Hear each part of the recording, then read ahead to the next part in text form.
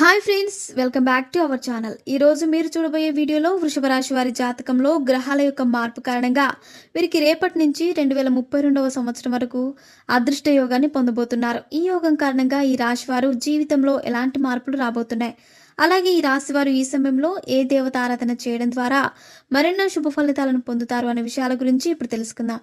వృషభ రాశి జ్యోతిష చక్రంలో రెండవ రాశి. ఈ రాశి యొక్క అధిపతి శుక్రుడు.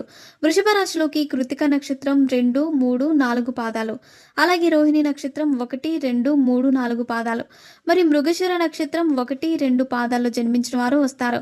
వృషభ రాశి వారికి వారి జాతక చక్రంలో కర్కాటక రాశిలో బుధుడు మరియు శుక్రుడు అలాగే సూర్యుడు ఒకేసారి సంచరిస్తున్న కారణంగా వీరికి శీఘ్రాహి యోగం కలగబోతుంది. ఈ యోగం కారణంగా వృషభ రాశి వారికి వ్యాపారపరంగా అద్భుతమైన ఫలితాలు పొందుతారు.